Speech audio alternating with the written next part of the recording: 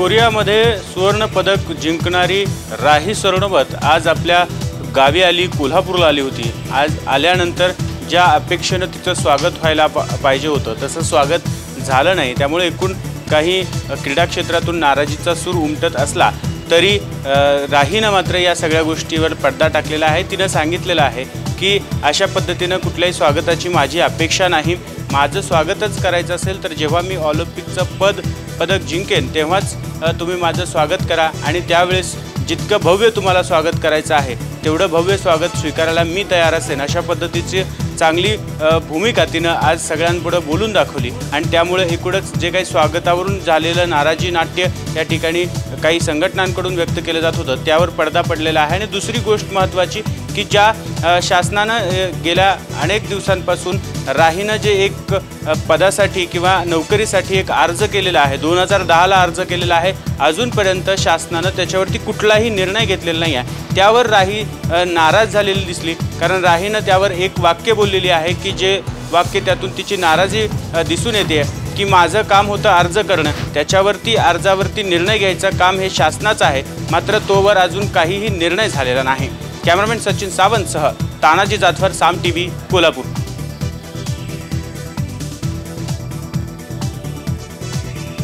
महाराष्ट्रातील पहिल्या महिला पोस्ट ऑफिसचं उद्घाटन मुंबईत करण्यात आलं। या पोस्ट ऑफिसात पोस्ट मास्टर, सहाय्यक पोस्ट मास्टर तसंच लिपिक ते चतुर्थ श्रेणी कर्मचाऱ्यांपर्यंतच्या तब्बल 13 महिला कर्मचारी या पोस्ट ऑफिसात असणार आहेत। 100% महिला कर्मचारी असलेलं हे महाराष्ट्रातलं पहिलं तर देशातलं दुसरं पोस्ट ऑफिस। केंद्र सरकारच्या महिला डाकघर या संकल्पनेतून या महिला पोस्ट ऑफिसचं उद्घाटन करण्यात आलं। स्त्री प्रतिष्ठेसाठी समाजातील सर्व स्तरातून आता जोरदार प्रयत्न होत असताना सरकारनेही महिलांसाठी अशी सकारात्मक पावलं उचलण्यास सुरुवात केली आहे। आशा पाटील, साम टीव्ही, मुंबई।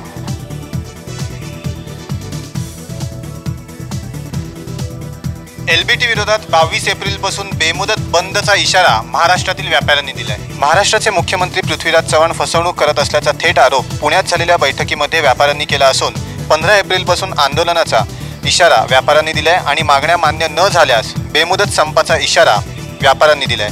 सरकारने इसेन्शियल कमोडिटी ॲक्ट म्हणजे जीवनावश्यक वस्तूंच्या विक्रीला थांबवता येणार नाही असा कायदा लागू करण्याचा इशारा दिला होता। या धमकीतून पळवाट करताना व्यापाऱ्यांनी आम्ही उत्पादकांकडून खरेदी करणार नाही, त्यामुळे जर दुकानात मालच आला नाही तर विकणार कसा अशी परिस्थिती निर्माण करणार असल्याचं सांगितलं। अनिकेत पेंडसे, साम टीव्ही, मुंबई।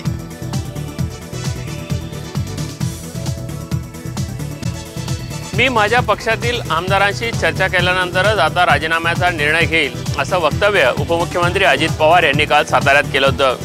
या वक्तव्यावरून राष्ट्रवादी काँग्रेसचे प्रदेशाध्यक्ष मधुकर पिचड यांनी चांगलीच नाराजी व्यक्त केली आहे।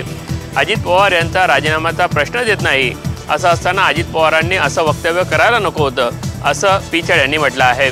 कॅमेरामन राकेश नेरुरकरसह प्रफुल्ल साळुंखे, साम टीव्ही, मुंबई।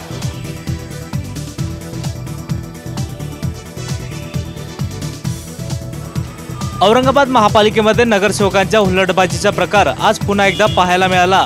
महापालिकेच्या सर्वसाधारण सभेत गोंधळ होऊन काँग्रेसचे नगरसेवक प्रमोद राठोड हे गंभीर जखमी झालेत। त्यांच्या डोक्याला जबर दुखापत झाली आहे। सुरुवातीला समांतर जलवाहिनीवर सभागृहात चर्चा झाली। हा विषय चर्चेला येताच विरोधक आक्रमक झालेत, त्यामुळे महापौरांनी सभा गुंडाळण्याचे आदेश दिले। त्याचा विरोध म्हणून काँग्रेसच्या नगरसेवकांनी राजदंड पळवण्याचा प्रयत्न केला। राजदंड पळवत असतानाच तो काँग्रेसचे नगरसेवक प्रमोद राठोड यांच्या डोक्याला लागल्यानं रक्तस्राव सुरू झाला।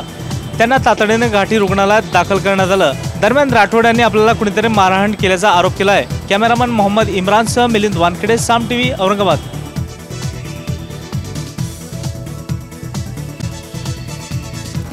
नाशिकची जीवनवाहिनी असणाऱ्या गोदावरी नदीच्या प्रदूषणासंदर्भात मुंबई हायकोर्टात सध्या केस सुरू आहे। या अंतर्गत हायकोर्टाने आज राज्य सरकारला महत्त्वाचे आदेश दिलेले आहेत।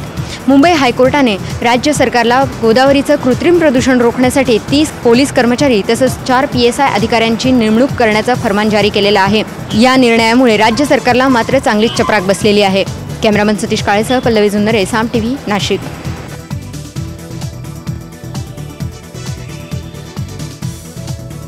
MPSCची माहिती पुन्हा एकदा अपलोड करण्यासाठी 17 एप्रिल संध्याकाळी 5 वाजेपर्यंतची मुदत वाढवून देण्यात आली आहे। राज्य लोकसेवा आयोगाच्या अधिकाऱ्यांनी ही माहिती दिली आहे। सर्व्हरमध्ये व्हायरस शिरल्यानं एमपीएससीचा सर्व डेटा करप्ट झाला होता। त्यानंतर झालेल्या मोठ्या विरोधामुळे सरकारने एमपीएससीची परीक्षा पुढे ढकलण्याचा निर्णय घेतला।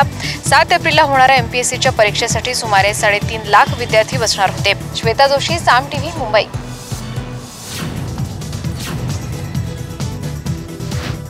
प्राध्यापकांचा परीक्षांच्या कामावरील बहिष्कार कायम असताना राष्ट्रसंत तुकडोजी महाराज नागपूर विद्यापीठाच्या दुसऱ्या टप्प्यातील परीक्षा आजपासून सुरू झाल्या। परीक्षेच्या कामावर प्राध्यापक संघटनांचा बहिष्कार अद्यापही कायम आहे। अशा परिस्थितीत विद्यापीठाने दुसऱ्या टप्प्यातील परीक्षा आजपासून सुरू केल्या। एकूण 250 परीक्षा केंद्रांवर 1.5 लाख विद्यार्थ्यांनी आज पहिला पेपर दिला। सुरळीत पेपर पार पडावा यासाठी परीक्षा केंद्रांवर चोख व्यवस्था ठेवण्यात आली होती। संबंधित महाविद्यालयांना त्या केंद्रावरची जबाबदारी देण्यात आली होती। कुठलीही गडबड झाल्यास महाविद्यालय जबाबदार राहील असं विद्यापीठातर्फे स्पष्ट करण्यात आलं होतं। भरारी पथकही नेमण्यात आले होते। दरम्यान लगेचच उत्तरपत्रिका तपासणीचं काम सुरू होणार आहे। कॅमेरामॅन मनोज आगलावेसह संजय डाफ, साम टीव्ही, नागपूर।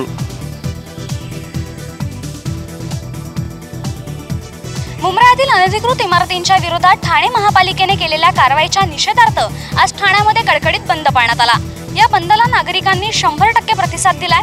मुंब्रा परिसरातल्या बेकायदा इमारतींमध्ये राहणाऱ्या रहिवाशांना घराबाहेर काढत ठाणे महापालिका आणि वन विभागाच्या पथकांनी धडक कारवाई सुरू केली आहे। या इमारतींचं पाण्याचं कनेक्शनही तोडलं जात आहे।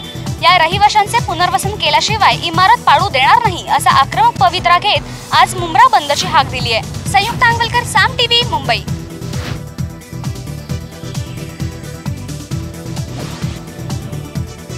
गडचिरोली जिल्ह्यातल्या धानोरा तालुक्यातल्या सिंदेसूर जंगलात नक्षलवादी आणि पोलिसांमध्ये झालेल्या चकमकीत 4 नक्षलवादी ठार झालेत।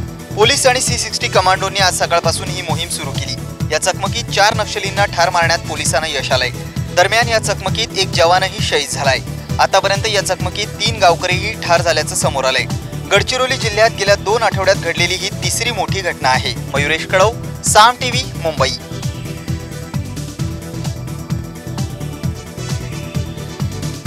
भारतामध्ये इंटरनेटचा प्रसार जसा वाढत आहे तसा समाजावरही त्याचा प्रभाव वाढत चाललाय।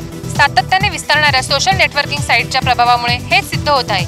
इतकेच नव्हे तर पुढील वर्षी होणाऱ्या लोकसभा निवडणुकीत तब्बल 160 मतदारसंघांमधील निकालांवर सोशल नेटवर्किंग साईटचे युजर्सचा प्रभाव असेल असे भाकीत वर्तवण्यात आले आहे। आयरिस नॉलेज फाउंडेशन आणि internet and mobile association of India यांनी केलेल्या अभ्यासातून हा निष्कर्ष काढण्यात आला आहे। कॅमेरामन अरविंद रावणाणेसह पल्लवी वाणी, साम टीव्ही, मुंबई।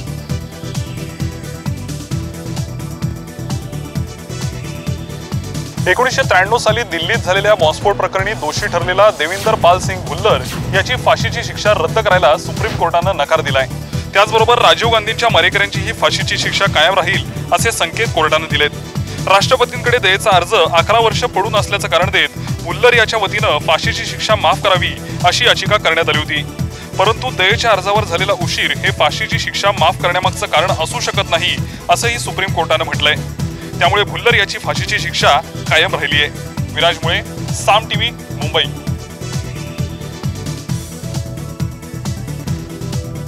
विप्रोने माहिती तंत्रज्ञानाशी निगडीत आणि इतर व्यवसायांचं वर्गीकरण केल्यामुळे विप्रोचा शेअर आज जोरदार कोसळला।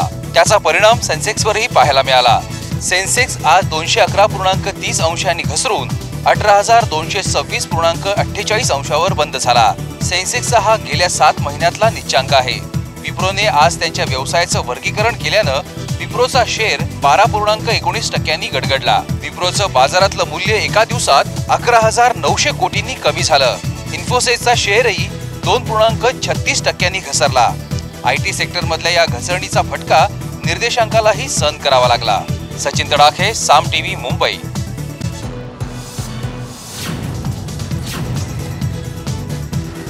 घणसोलीतील राष्ट्रवादी काँग्रेस पक्षाचे नगरसेवक संजय पाटील यांच्यावर काल झालेल्या हल्ल्याप्रकरणी आज नवी मुंबई क्राईम ब्रँचनं 5 आरोपींची धरपकड केली।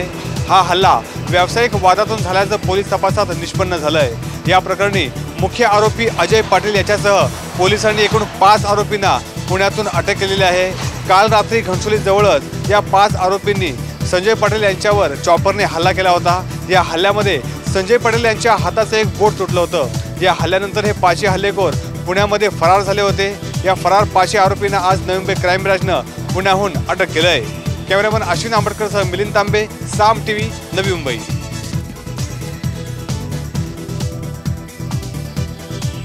फिरकीपटू हरभजन सिंगने आपल्याला थप्पड मारलीच नव्हती असं वेगवान गोलंदाज एस श्रीशांतनं म्हटलंय. याबाबत श्रीशांतनं आपल्या ट्विटर पेजवर खुलासा केलाय. मात्र त्यावेळी हरभजनचा स्वतःवरचा ताबा पूर्णपणे सुटला होता अशी टिप्पणीही श्रीशांतनं केली आहे. IPLच्या पहिल्याच मोसमात हरभजन सिंगने श्रीशांतला थप्पड मारल्याची चर्चा क्रीडा विश्वात रंगली होती. त्यानंतर IPL मध्ये काल कोलकाता नाईट रायडर्सचा कर्णधार गौतम गंभीर आणि रॉयल चॅलेंजर्स बंगळुरूचा कर्णधार विराट कोहली यांच्यातही वाद झाला. हे दोघेही जवळपास हातघाईवर उतरले होते. त्यांच्या या वादामुळे श्रीशांत आणि हरभजन यांच्यातील थप्पड प्रकरण पुन्हा एकदा चर्चेत आलंय. स्वाती केतकर, साम TV.